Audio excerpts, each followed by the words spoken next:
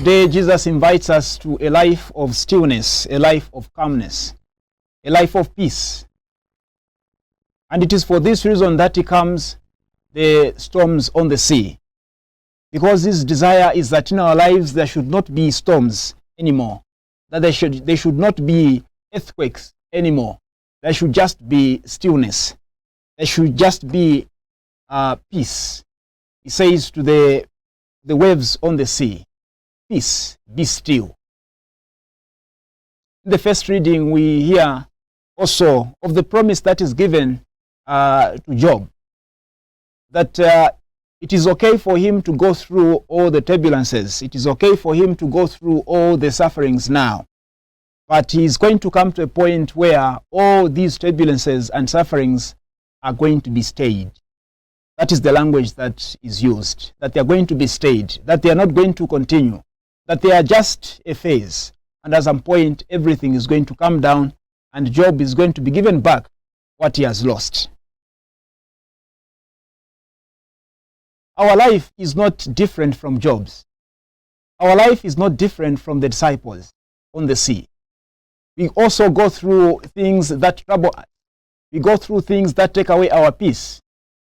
Sometimes when you're going to bed, you go to bed with a very heavy heart. You go to bed distressed, depressed. You don't know how your tomorrow is going to be. You don't know what your children are going to eat tomorrow. You have no idea where money for school fees is going to come from, money for bills is going to come from, money for rent is going to come from. You have totally no idea, and you are constantly tormented by that. Maybe not that, maybe it is disease, that you are in and out of hospital. You don't know if this disease that you have, this illness that you have will ever be cured. You have no idea. There is no hope anymore in you. Maybe the doctors have even told you you can only manage this illness with medication. And you are constantly tormented by that. Maybe not that. Maybe it could be just a life that doesn't seem to be going anywhere. You have tried so hard to advance your life, but then things are not working out. You have tried to work so hard. You have tried even to go to school to acquire some formal education, but things don't really seem to be going the way you hoped. And you're constantly tormented by that. Day in, day out, you are out looking for employment, and nothing seems to be coming through. Maybe you even end up doing the jobs that you never went to school for, because you are in a moment of desperation, and so you are ready to take anything, and you are constantly tormented by that. Each one of us has a storm in their life. Each one of us has that particular element, that particular thing that takes away their peace. That thing that makes you even not to enjoy your sleep. Like you have to have nightmares in the middle of the night. It's like you are constantly tormented by these little demons that don't want to give you even a peaceful night. And you find yourself always just having these nightmares that don't seem to be going away. We all have storms. We all have sufferings, or we all have suffered at one point or another. We all have gone through something that took away our source of peace, our source of livelihood. We all have that particular thing that just came in to destroy our life. But we don't only have that, we also have Jesus in our life. Look at the disciples when they are on the sea. What they have there is not just the storms. It is not just these waves that are almost killing them. They also have Jesus in that same storm. They also have Jesus in that same boat. And when they see that their life is not going anywhere, that they are almost sinking, they are almost dying, what do? They take a leap of faith. They go to where Jesus is, to wake him up, to disturb his sleep. Lord, don't you care that we are perishing? Maybe that is the same question that we're asking God in our own situations. Lord, don't you care that I'm going through this hardship? Lord, don't you care that I'm not able to find any employment? Don't you care that I'm not getting healed from this illness? Don't you care that my life seems to be going nowhere? Lord, don't you care? Maybe that is the same question that we've been asking God. Some of you have been very committed to the church, doing everything that the church asks you to do. But then when you look at your own life, you don't seem to be getting any benefit from that commitment. Because as an ordinary Christian, what you expect is that when you get committed in that manner, that the Lord should as well bless you to enjoy your life, to have a good life, not a rich life, not a wealthy life, but just an ordinarily good life. That is what we all desire. But maybe what you are getting is the opposite. And you are asking, Lord, don't you care that I am going through all these things? Even with all my commitment to the church, Lord, don't you care that I am going through all these things that are not giving me any peace? Our life is like that boat that is almost sinking. A boat that is troubled, a boat that is on the troubled sea. But our consolation is that Jesus is also in that same boat. And his presence there is not just for nothing. His presence there is a liberating presence. If we can only take that leap of faith, that step of faith towards him, Jesus is going to speak that one word, be still, and everything is going to come down. Sometimes we lack that step of faith. Sometimes when we go through things that trouble us, we want to trust in our own efforts. We want to tell ourselves, I can handle this. I am enough to go through this thing. Even this will pass. We give ourselves, as the young people would say, vibes. You know, those vibes that we can actually handle whatever is going on. But if we have to be honest with ourselves, it's not everything that we can handle all by ourselves.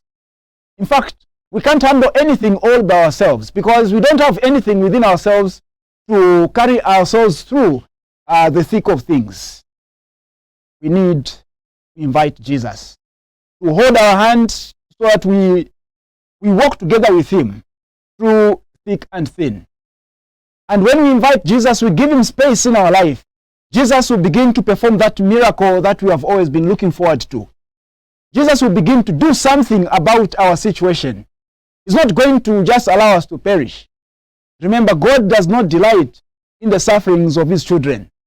God will not create something and then allow it just to be destroyed.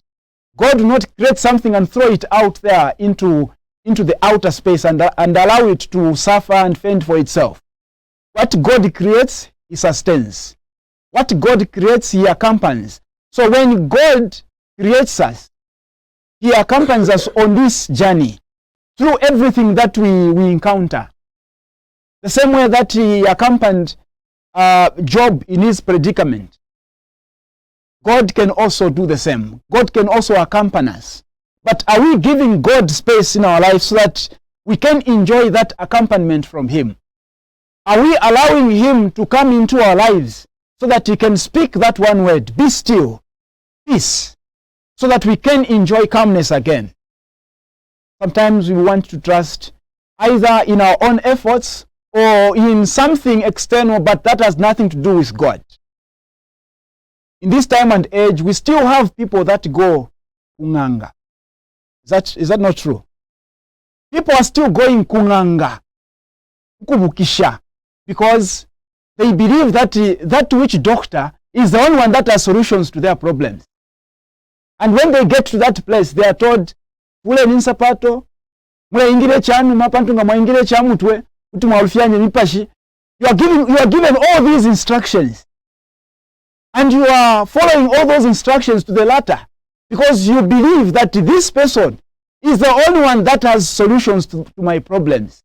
I want answers, and this is the embodiment of all the answers that I'm looking for. And so you follow all the instructions up to the last dot. When you go home, uyu mutu wakusamba, uyu wakunwa, uyu wakupupira muri chinshi, uyu wakuteshani, uyu wakuya kukambatika mutenge. You are given all these instructions and you are even taking notes as you are given. take notes in case you make a mistake. You take notes because you trust in whatever this person does. This person has the answers to my problem. But then in the end, you realize that this person is actually just adding more problems to the problems that you already have. Because you go back home, you begin to destroy not only your own life, but also the lives of the people that you love, the lives of the people that are in your family, the lives of the people that you have known in your life. You begin to destroy them because of those crazy instructions that you have been given by that person. We still have people in this time and age that still go because people still trust that which doctors have solutions. Which doctors have solutions? Which solutions do they have? What can they do for you? Because they also have stomachs to feed. And so when they look at you, all they're looking at you is not somebody with a problem that needs help. No, they're looking at money. The moment you arrive there, you get what they're looking at is money, not somebody who has a problem who needs help. As long as you pay, what happens to you, they don't care. Whether you go back home and destroy your life, destroy the lives of your children, your husband, your wife, and all those other people that are connected to your life, they do not care as long as you have given them money because you are a business client. When the disciples are going through storms on that sea, they take a step of faith towards Jesus. Jesus doesn't even give them instructions as those which doctors would give you instructions. Jesus doesn't do that. Jesus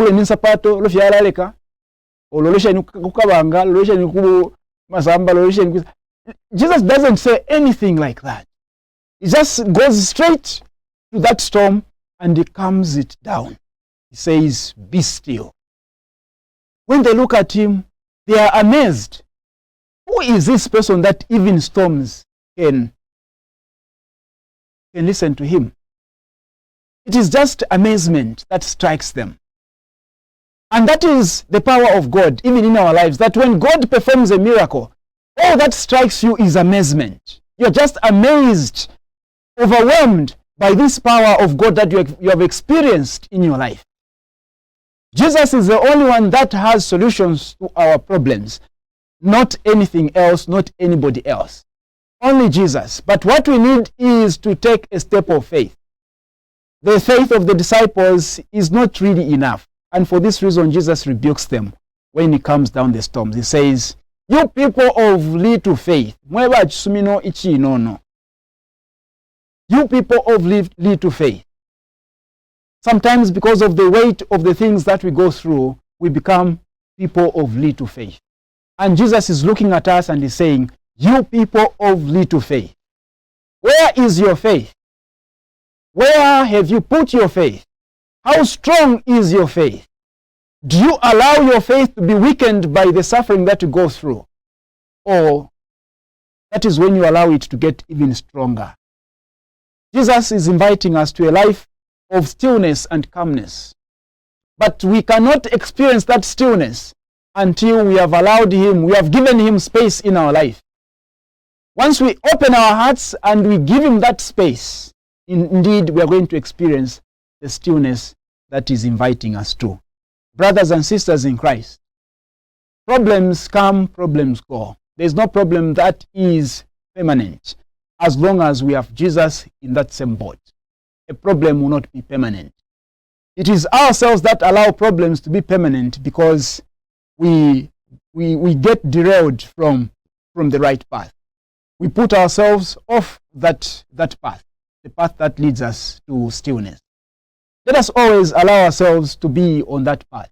Regardless of what happens, let us always cling on to Jesus and remember that Jesus is the only one that can give us stillness, that can give us peace, that can give us the solutions that we are looking for. Amen.